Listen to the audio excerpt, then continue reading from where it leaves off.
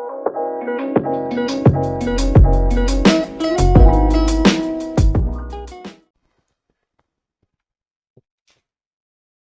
Viewers, আজকের ভিডিওতে আমি ট্রান্সফরমারের খুব ট্রিকি একটি প্রবলেম সলভ করব এবং এটি বেসিক্যালি ট্রান্সফরমারের ভোল্টেজ রেগুলেশন বা ভোল্টেজ ড্রপ টপিকটি রিলেটেড। তো ভিডিওটি শুরু করার আগে আমি অবশ্যই বলবো, যারা আমার চ্যানেলে একদম নতুন তারা আমার প্লেলিস্ট থেকে ট্রান্সফরমারের উপর আগের বেসিক ভিডিওগুলো একটু দেখে আসুন। বিশেষ করে ট্রান্সফরমার ভোল্টেজ ড্রপের যে বেসিক ভিডিওটি আছে সেটি আমি আই বাটনেও দিয়ে রাখবো, তারপর প্লেলিস্টে গেলেও আপনারা পাবেন। সেই ভিডিওটি অবশ্যই একটু দেখে আসুন। তো দেখুন, এটি থেরেজার বইয়ের 32.23 নাম্বার এক্সাম্পল এবং কোশ্চেনটিতে বলছে a transformer has a reactance drop of 5% and a resistance drop of 2.5%.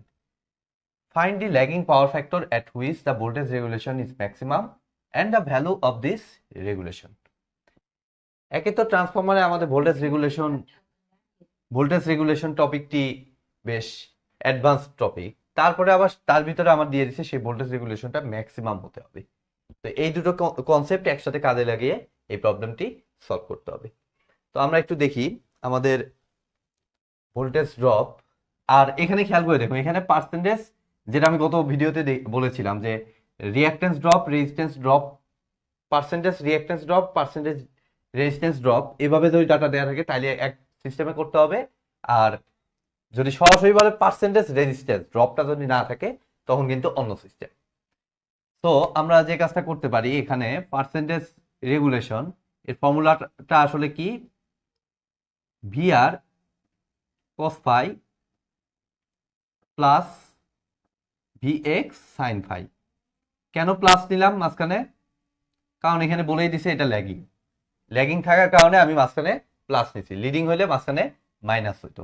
তো আমরা এটাকে যে কাজটা করব, আমরা এটা কি পার্সেন্টেজ ভোল্টেজ রেগুলেশন, তো এটাকে আমরা ভি মনে করলাম, ঠিক আছে? পার্সেন্টেজ ভোল্টেজ রেগুলেশন ভি মনে করলাম এবং ভিআর এর জায়গায় সরাসরি 5% না সরি 2.5% আর ভিএক্স এর জায়গায় সরাসরি 5% হবে। তবে তার আগে একটু মডিফাই করতে হবে ডাটাটাকে, কেননা এখানে বলছে যে ভোল্টেজ রেগুলেশনটা হতে হবে ম্যাক্সিমাম।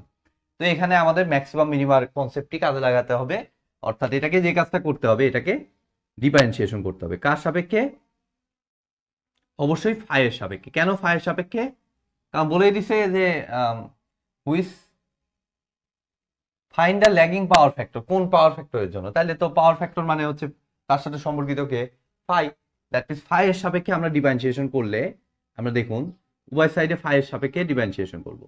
তাহলে d d phi V R cos phi plus d d phi V X sine phi.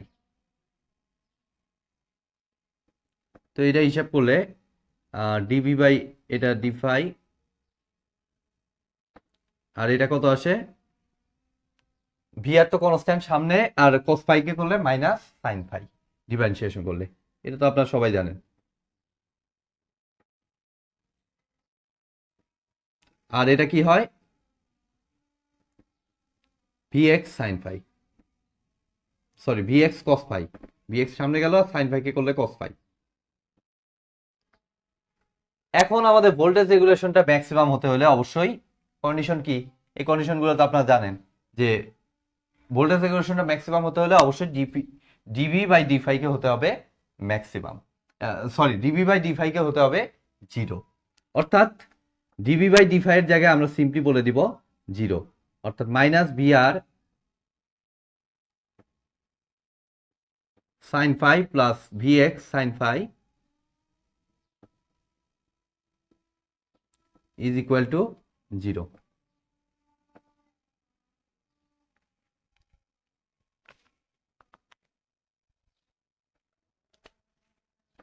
তাহলে এখান থেকে ভি আর সাইন ফাই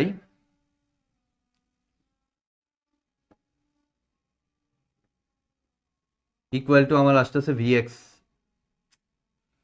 এটা কস ফাই,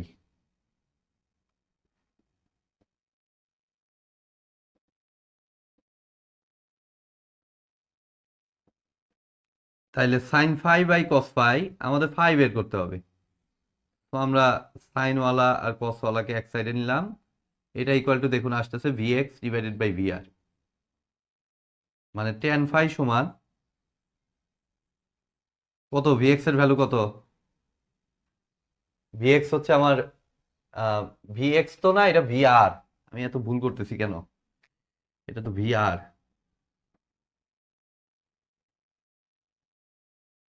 ও সরি, Vx-ই তো। Vx Vx divided by Vr। তো x হচ্ছে আমার রিঅ্যাকট্যান্স পার্ট। তো রিঅ্যাকট্যান্স পার্ট কত? 5। দুটোই পার্সেন্টেজ আছে, তাহলে পার্সেন্টেজ পার্সেন্টেজ কাটাকাটি চলে যাবে। তাহলে 5 ডিভাইডেড বাই 2.5 এভাবে লিখলেই হচ্ছে। যেটা হিসাব করলে আমাদের ফাই দেখুন আসে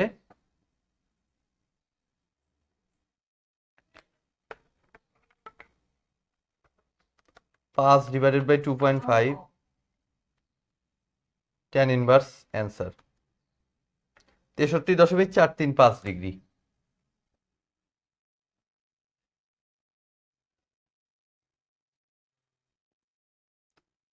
তাহলে কি বলছে যে find the lagging power factor at which the voltage regulation in maximum. এই যে ল্যাগিং পাওয়ার ফ্যাক্টর অ্যাঙ্গেলটা, তাহলে সেই পাওয়ার ফ্যাক্টরটা কত হবে? আমরা হিসাব করলে cos phi equal to cos 63.435 degree.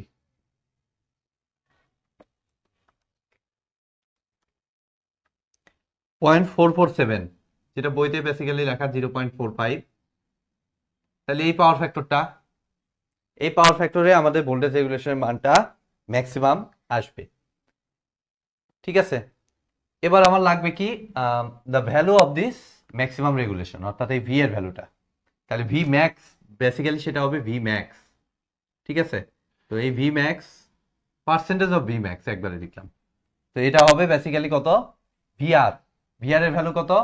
আমাদের ভিআর হচ্ছে রেজিস্টিভ পার্ট, যেটা হচ্ছে 2.5%। তাহলে 2.5 ইন্টু কস পাই, তো কস পাই তো বের করলাম মাত্র 0.45।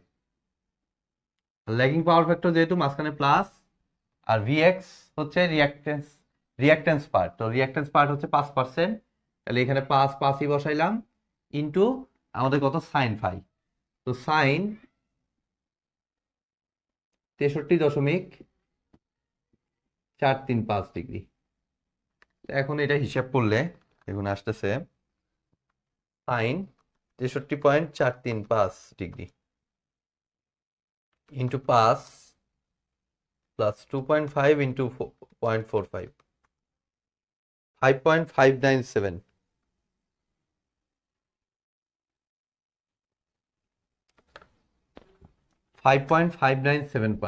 বইয়ের সাথে একটু মানের রিফ্লেকশন হচ্ছে, এটা হয়ই থেরেজার বইয়ের সাথেই বেসিক্যালি এই রিফ্লেকশনটা বেশি হয়, কারণ ওরা অন্য বইগুলোতে সাধারণত যে সিস্টেমে এই পার্সেন্টেজগুলো মানে দশমিকগুলো হিসাব করা থাকে, থেরেজার বইতে ওই সিস্টেমে করে না। 2.1 এগুলো বিভিন্ন ভ্যালু ইউজ করে। যেমন সাইন 63.435, এটা হিসাব করলে কত হয়? 0.894 সামথিং। ঠিক আছে, এখানে ওরা বিবেচনা করছে 0.894 সামথিং, এখানে ওরা বিবেচনা করছে 0.892, যার কারণে এখানে এই পার্থক্যগুলা হচ্ছে ভ্যালুর। তো এটা মেজর কোনো সমস্যা না। এখানে রেজাল্ট আসলে এটা হচ্ছে রেজাল্ট কোনটা এটা একটা রেজাল্ট আর এটা একটা রেজাল্ট।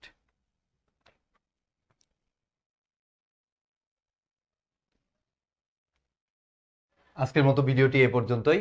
ভিডিওটি যদি ভালো লেগে থাকে অবশ্যই ভিডিওতে একটি লাইক দিবেন, বন্ধুদের সাথে বেশি বেশি শেয়ার করবেন, আর চ্যানেলে নতুন হয়ে থাকলে অবশ্যই চ্যানেলটি সাবস্ক্রাইব করবেন। ধন্যবাদ।